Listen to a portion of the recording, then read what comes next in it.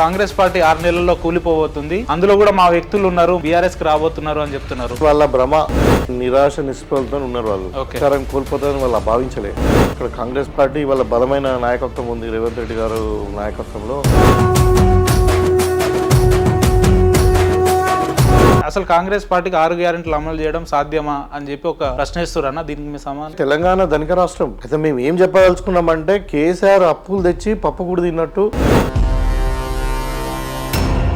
ఎవరన్నా ఒక వ్యక్తి మిషన్ భగీరథ నీళ్లు తాగిందంటే నేను ముక్కు నీళ్ళకి రాస్తాను. అసలు నేను రాజకీయాల్లోకి రావాలి అనే ఆలోచన మీకు ఎందుకు కలిగింది, ఎప్పుడు కలిగింది? 2001లోనే తెలంగాణ ఉద్యమంలోనే రాజకీయాలకు వచ్చాను. అందరు మిమ్మల్ని విమర్శిస్తున్నట్టు భూపతి రెడ్డి గారు ఎమ్మెల్యే టికెట్ 8,000 కోట్లకు కొన్నాడంటే ఏం చెప్తారన్న? ఉన్న ఆస్తులు అమ్ముకున్నాం మేము తెలంగాణ ఉద్యమంలో. కోట్లు ఉంటాయి కదా కొనడానికి. భూపతి రెడ్డి అనే వ్యక్తి 2001 నుండి ఉద్యమంలో ఉన్నాడు 15 ఏళ్ళు.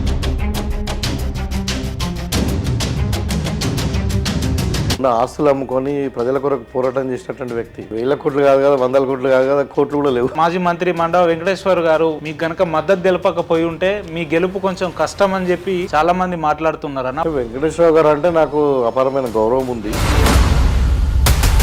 తను రాకుండా నేను గెలిచేవాడినేమో. టీఆర్ఎస్ మీద ఉన్న వ్యతిరేకతతోటే కాంగ్రెస్ పార్టీకి ఓటేసిరు తప్ప వాళ్ళు ఇచ్చిన 6 గ్యారెంటీల హామీల్ని నమ్మి కాదని చెప్పి మాట్లాడుతున్నారు. కేసీఆర్ పాలన పట్ల వ్యతిరేకత 100% ఉంది. ఎట్లంటే ఒక కుటుంబ పాలన, ఒక గడిల రాజ్యం. నేను మీ ఇంటర్వ్యూకి వచ్చే ముందు ఎమ్మెల్యే గారి ఇంటర్వ్యూకి వెళ్తున్నా అంటే ఆయన ఒక మాట అన్నాడు, 10 ఏళ్లుగా బాజిరెడ్డి గోవర్ధన్ రెడ్డి వెళ్ళి ఇప్పుడు భూపతి రెడ్డి గారు వచ్చారు తప్ప నిజామాబాద్ కొరిగేది ఏం లేదు, వాళ్ళు ఏం చేయరు అన్నట్టు మాట్లాడారు. కొంతమంది నెగిటివ్ థింకింగ్ ఉంటుంది ఎప్పుడు. ఓటేయాలంటే కూడా మాకు గోడస్తే నాకిందనే పరిస్థితిలో ఉంటారు కొంతమంది ఆలోచన. అది ఇన్నేళ్ల మీ రాజకీయ జీవితంలో ఎక్కడా కూడా వివాదాలకు తావివ్వకుండా ఎదిగి ఇంతవరకు వచ్చిర్రు అని అంటే మీకు ఇది ఎట్లా సాధ్యమైంది? కాళేశ్వరం ఏమైంది? ఒక ప్రాజెక్టు 100 ఏళ్ళ కడతారు. ఇవాళ ఏమైంది? 3 ఏళ్ళలో కుంగిపోయింది. ఇవాళ 1,00,000 ఎకరాలు కూడా నీళ్లు రాలేదు. 100% అభివృద్ధి జరిగిందనేది స్పష్టం.